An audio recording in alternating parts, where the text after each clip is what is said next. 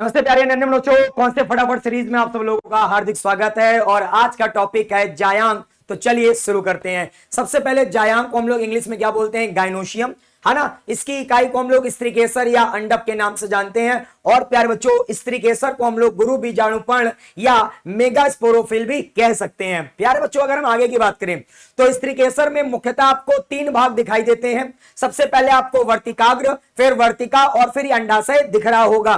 तो भैया वर्तिका को हम इंग्लिश में क्या बोलते हैं? स्टिग्मा। वर्तिका को हम इंग्लिश में बोलते हैं स्टाइल और अंडाशय को हम इंग्लिश में बोलते हैं ओवरी। तो ये जो वर्तिकाग्र है ये बेटा स्वतंत्र सिरा होगा और पराग कणों को ग्रहण करेगा। तो जो पराग कण है वो सबसे पहले भैया कहां पहुंचते हैं? वर्तिकाग्र पर। अब बात करते हैं वर्तिका की। तो ये जो वर्तिकाग्र है और ये जो अंडाशय है, इन दोनों के बीच आप देख सकते हो ये बेटा एक पतली, है ना, लंबी नली के समान आपको संरचना दिख रही है। इसी को हम लोग क्या बोलते हैं? वर्तिका मतलब स्टाइल। और अब बात करते हैं जरा सा अंडाशय की। अंडाशय आधारी भाग है, फूला हुआ भाग है। और अंडाशय में आपको क्या मिलते हैं? बीजांड। और ये बीजांड बेटा प्लेसेंटा के द्वारा अंडाशय से जुड़े होंगे, ध्यान रखना।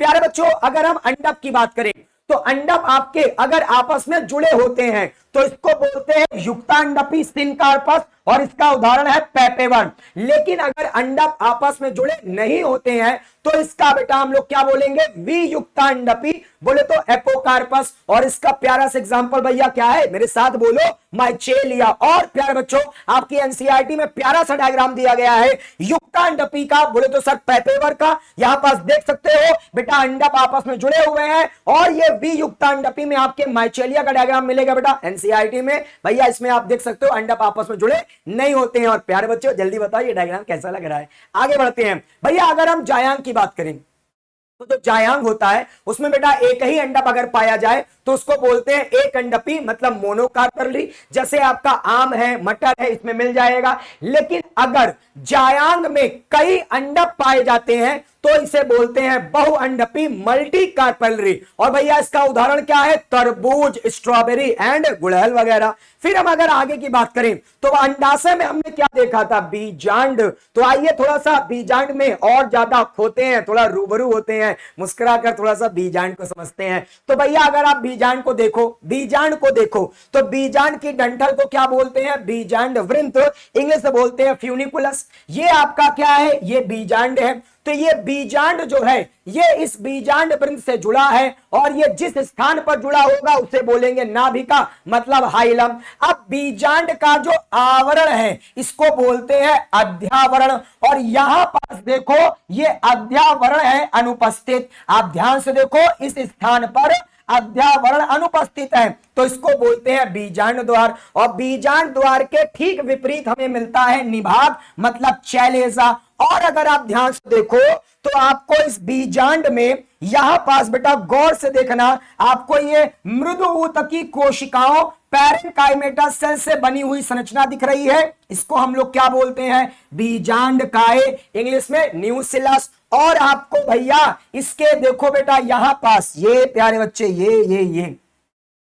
ये जो थैले जैसी आप संरचना देख रहे हो ना, इसको हम लोग क्या बोलते हैं? भ्रूण कोश, मतलब एम्ब्रियो सैक, या मादा युग्मकोद्भिद, मतलब फीमेल गैमेटोफाइट। और इसमें 7 कोशिकाएं और 8 केंद्रक होते हैं। अभी पूरा डिटेल में सारी कोशिकाओं के बारे में जानेंगे। और बच्चों साथ में देखो ये संवहन ऊतक आपको मिल रहा है, दिख रहा है ना भैया संवहन ऊतक? यस। अब प्यारे बच्चे एक एक करके इन सभी के बारे में थोड़ा जान लेते हैं। तो एक प्रारूपिक बीजांड में निम्नलिखित संरचनाएं आपको मिलेंगी। सबसे पहले आपने क्या देखा था? बीजांड वृंत। तो बीजांड वृंत क्या होता है? बीजांड की डंठल, ठीक है, उसे हम क्या बोलेंगे? बीजांड वृंत। और इसमें संवहन ऊतक पाए जाते हैं जो बीजांड सन, मतलब प्लेसेंटा से भोज पदार्थों को कहां पहुंचाएगा? बीजांड तक पहुंचाएगा, ठीक है। फिर हम अगर आगे की बात करें भैया, नाभिका मैंने बताया था ना, हाइलम, वह स्थान जहां बीजांड वृंत से जुड़ा होता है। तो बीजांड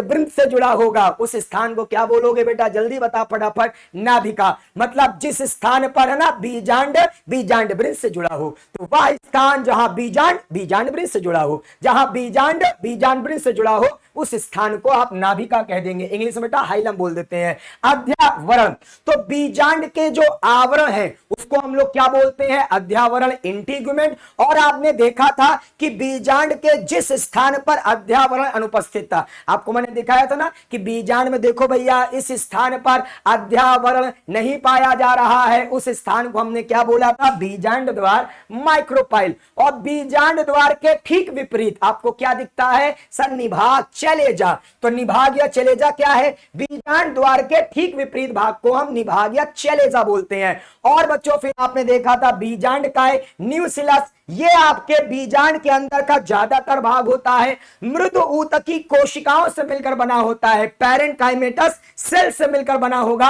और इसे हम लोग बोलते हैं बीजांड काय। और फिर हमने देखा था भ्रूण कोश मतलब एम्ब्रियो सैक या मादा युग्मकोद्भिद मतलब फीमेल गैमेटोफाइट। तो आपने देखा था कि बीजांड के मध्य में एक थैले जैसी संरचना पाई जाती है और इसे हम लोग भ्रूण कोश या मादा युग्मकोद्भिद कहते हैं। और जरा सा गौर से देखो, इस भ्रूण कोश या मादा युग्मकोद्भिद में कितनी कोशिकाएं मैंने बताया था, सर 7 कोशिकाएं आपने बताया था और 8 केंद्रक। तो आओ बेटा एक एक करके पहले 7 कोशिकाओं को समझते हैं।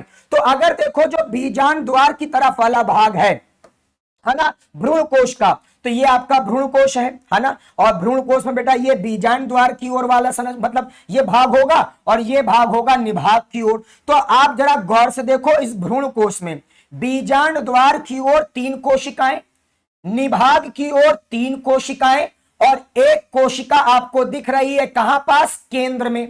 तो निभाग की ओर जो 3 कोशिकाएं मिलती हैं भ्रूण कोश में, ये जो भ्रूण कोश है इसमें निभाग की ओर जो 3 कोशिकाएं होंगी इनको बोलेंगे प्रतिमुख कोशिकाएं या एंटीपोडल सेल, है ना, शुद्ध हिंदी में प्रतिव्यासंत कोशिकाएं भी बोल देते हैं। तो प्यारे बच्चों मेरे साथ साथ बोलो, निभाग की ओर जो 3 कोशिकाएं होंगी इन्हें आप बोलोगे एंटीपोडल सेल्स, प्रतिव्यासंत कोशिकाएं या प्रतिमुख कोशिकाएं।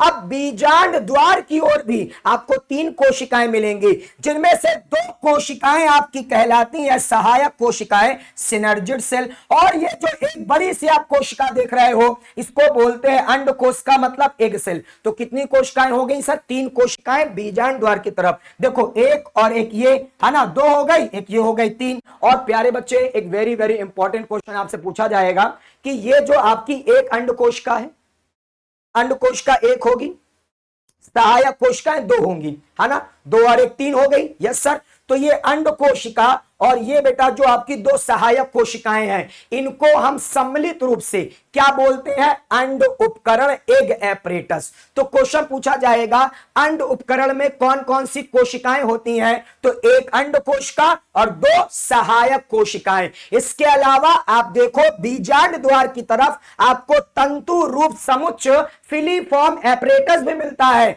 और ये क्या करता है, ये मदद करता है पराग नलिका के मार्गदर्शन में, मतलब पॉलन ट्यूब को गाइड करेगा और पॉलन ट्यूब आपके बेटा भ्रूण कोश के अंदर प्रवेश करे, इसमें सहायता करता है फिलीफॉर्म एपरेटस तंतु रूप समुच्चय। और जरा सा ये केंद्र में जो आपको एक कोशिका मिल रही है इसको बोलेंगे केंद्रीय कोशिका मतलब सेंट्रल सेल। और इस केंद्रीय कोशिका में आपको 2 केंद्रक मिलते हैं, इनको बोलते हैं 2 ध्रुवी केंद्रक मतलब पोलर न्यूक्लियाई। तो अब जरा सा काउंट करो बेटा, 7 कोशिकाएं हो रही हैं, गिनो बेटा, हो रही हैं।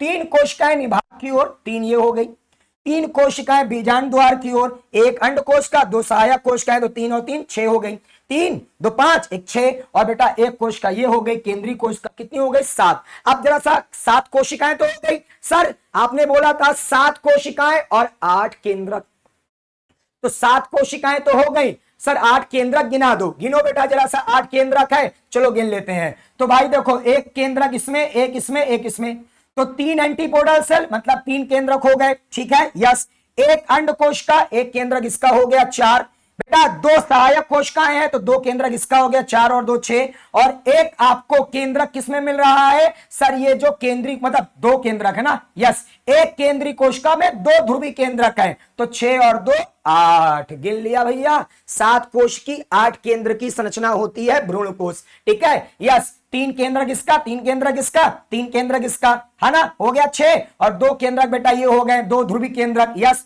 2 ध्रुवी केंद्रक होते हैं ना बेटा एक केंद्रीय कोशिका में, तो 2 ध्रुवी केंद्रक मिलाकर भैया कितने हो गए सर, 8 केंद्रक। तो 7 कोश की 8 केंद्र की संरचना ये हमारी होती है। चलो अब आगे की तरफ बढ़ेंगे और बीजांडों के प्रकार, टाइप्स ऑफ ओव्यूल्स के बारे में जानेंगे। देखो अध्यावरण के आधार पर जो आपके बीजांड होते हैं वो 3 प्रकार के होंगे। एक होगा एक अध्यावरणी यूनिटेगमिक, द्वि अध्यावरणी बाइटेगमिक, और अध्यावरणहीन मतलब एटेगमिक। तो अगर आपको बीजांड में केवल एक अध्यावरण मिले तो एक अध्यावरणी सूरजमुखी और गेंदा के बीजांड में मिलेगा। अगर आपको बेटा बीजांड में 2 अध्यावरण मिले तो इसको बोलते हैं बेटा हम लोग द्वि अध्यावरणी, ज्यादातर पुष्पी पादपों में यही मिलता है। और अगर आपको बीजांड में अध्यावरण मिले ही ना तो वो है आपका अध्यावरणहीन, जो कि आपके चंदन के बीजांडों में मिल जाएगा, ठीक है। फिर हम बात करते हैं जरा सा अब प्यारे बच्चों बीजांड वृंत, बीजांड द्वार, निभाग एवं नाभिका की आपसी स्थिति के आधार पर बीजांडों के प्रकार।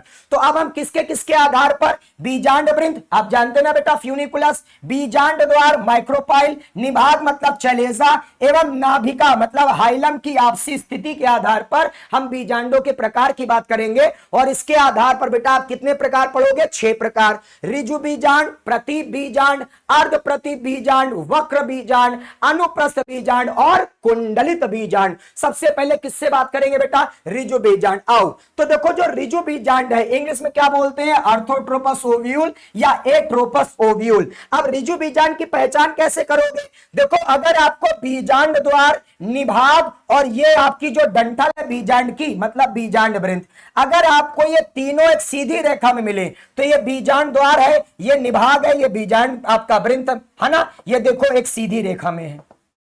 आप तीनों को देख लो, बीजांड द्वार, निभाग, बीजांड वृंत, बीजांड द्वार, निभाग, बीजांड वृंत, बीजांड द्वार, निभाग, बीजांड वृंत, बीजांड द्वार, निभाग और बीजांड वृंत, है ना सर, देख लो फटाफट।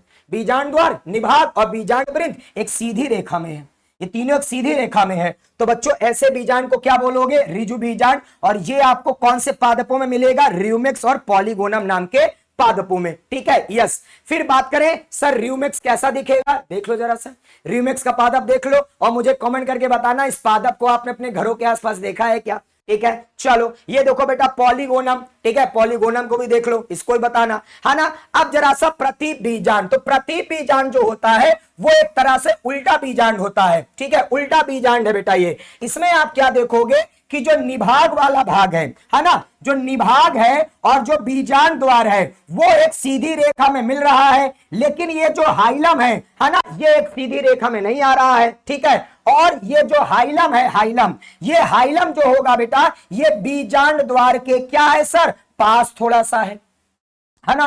तो अगर आपको निभाग और बीजांड द्वार एक सीधी रेखा में मिले, ठीक है, और ये आपका बीजांड द्वार और हाइलम, बीजांड द्वार एवं हाइलम पास पास स्थित हो तो ऐसे बीजांड को प्रति बीजांड एनाट्रोपस ओव्यूल बोलते हैं, मतलब उल्टा बीजांड है ये। और ज्यादातर पुष्पी पादप, बच्चों ज्यादातर जो आपके पुष्पी पादप हैं उनमें आपको यही मिलेगा 80% बेटा, ठीक है, 80% पुष्पी पादपों में यही बीजांड मिलता है, जैसे सेम है, चना है आदि बच्चों, इसमें आपका यही मिलेगा। फिर प्यारे बच्चों हम बात करें अर्ध प्रति बीजांड हेमीट्रोपस ओव्यूल, तो हेमीट्रोपस ओव्यूल आपका क्या है सर, क्षैतिज बीजांड है। देखो ये क्षैतिज बीजांड है बेटा, और इसमें आप क्या देख रहे हो, इसमें बीजांड द्वार और निभाग जो है एक सीधी रेखा में मिल रहा है। ये आपका बीजांड द्वार वाला भाग हो गया, ये निभाग वाला भाग हो गया। तो जरा सा देखो ये बीजांड द्वार, ये निभाग, और ये एक सीधी रेखा में आ रहा है बिल्कुल। और इसकी एक खासियत क्या है, इसका बीजांड वृंत जो है देखो मुड़ा हुआ है और ये समकोण बनाता हुआ मुड़ा रहेगा, समकोण बना हुआ मुड़ा है 90 डिग्री के एंगल के साथ बेटा, बीजांड के साथ। और इसका उदाहरण क्या होता है, रेननकुलस। ये आपको अर्ध प्रति बीजांड किसमें मिलता है सर, रेननकुलस में मिलता है। नेक्स्ट हम प्यारे बच्चे बात करेंगे अपना रेननकुलस के चित्र की भी, तो देख लो जरा सा कैसा लग रहा है रेननकुलस, कमेंट करके बताना, घर के आसपास देखा होगा इसको भी, ठीक है बेटा। वक्र बीजांड, ठीक है, कैंपाइलोट्रोपस ओव्यूल, इसमें आप क्या देख रहे हो, इसकी सबसे बड़ी पहचान क्या है, पहले तो देखो इसका ये जो निभाग वाला भाग है, ये निभाग का भाग हो गया, ये बीजांड द्वार का भाग हो गया, और ये दोनों आप देखो एक सीधी रेखा में नहीं आ रहे हैं। है ना, बीजांड द्वार इधर है, निभाग इधर है, और ये दोनों बेटा सीधी रेखा में नहीं पाए जाते हैं। और इसकी एक खासियत क्या है, बीजांड द्वार झुककर बीजांड वृंत के पास आ जाते हैं। ये जो बीजांड द्वार है ये ऐसे झुक रहा है और ये बीजांड वृंत के देखो पास आ रहा है। तो इसमें क्या होगा बेटा, ये बीजांड थोड़ा सा झुकेगा और जिसकी वजह से बीजांड द्वार भी देखो थोड़ा झुक रहा है, और ये बीजांड द्वार जो है ये झुककर बीजांड वृंत के पास आ जाता है। और ये कौन से पादपों में आपको मिलेगा बेटा, कैंपाइलोट्रोपस, सरसों, सोयाबीन और मूंगफली। ठीक है, तो सरसों हो गया, ठीक है, सरसों, सोयाबीन, मूंगफली का जो बीजांड है बेटा इसी प्रकार का होता है। ये थोड़ा सा मुड़ा हुआ बीजांड है ना, यस सर, देखो ये हल्का सा थोड़ा सा मुड़ा हुआ बीजांड है सर जी। आगे सर जी, नेक्स्ट, ठीक है, अंत आपका भैया जी ध्यान सुनो सबसे पहले बेटा, है ना, यस, अगला हमारा इंपॉर्टेंट अनुप्रस्थ बीजांड, इंग्लिश में क्या बोलेंगे, amphitropous ovule, very very simple ovule है बेटा, ध्यान से देखो। अनुप्रस्थ बीजांड, अनुप्रस्थ बीजांड में आप क्या देखोगे कि इसमें जो बीजांड है ये थोड़ा और मुड़ रहा है, और इसमें बीजांड के साथ साथ भ्रूण कोष भी मुड़ जाता है। और इसका भ्रूण कोष देखो, ये भ्रूण कोष किससे दिख रहा है सर, घोड़े की नाल के समान। तो अगर आपको बीजांड में भ्रूण कोष घोड़े की नाल के समान मिले तो ऐसे बीजांड को बोलना अनुप्रस्थ बीजांड। ये आपके लेमिना और पॉपी नाम के पादपों में बेटा पाए जाते हैं। ठीक है, ये प्यारा सा बेटा डायग्राम देखो, ये लेमिना है। और आप अगले बीजांड की तरफ चलिए तो हमारा लास्ट बीजांड क्या है बेटा, कुंडलित बीजांड, सर्सिनोट्रोपस ओव्यूल। सर्सिनोट्रोपस ओव्यूल में आप क्या देखोगे कि इसमें जो बीजांड वृंत है बेटा, ये जो आप देख रहे हो ना, ये बीजांड वृंत है। तो इसमें बीजांड वृंत बहुत लंबा होकर बीजांड को चारों ओर से घेर लेता है। तो अगर बीजांड वृंत लंबा होकर बीजांड को, ये बेटा देखो, ये आपका बीजांड, ये वाला जो आप देख रहे हो जो मैंने येलो कलर से दिखाया है, ठीक है, ये जो आप येलो कलर से देख रहे हो ये बीजांड है। ये क्या है सर, ये बीजांड है। और सर देखो ये बीजांड वृंत बहुत लंबा होकर, ये बीजांड वृंत बहुत लंबा होकर इसने क्या किया है, बीजांड को चारों ओर से घेर लिया। तो बीजांड वृंत लंबा होकर बीजांड को चारों ओर से घेर लेता है। इस तरह के बीजांड को क्या बोलोगे, कुंडलित बीजांड, सर्सिनोट्रोपस ओव्यूल। और भैया इसका उदाहरण क्या होगा, नागफनी का उदाहरण होगा, नागफनी। ठीक है, नागफनी का पादप आप लोगों ने देखा होगा। ठीक है, चलो अब मेरे प्यारे बच्चों जरा सा ये नागफनी का चित्र भी देख लो।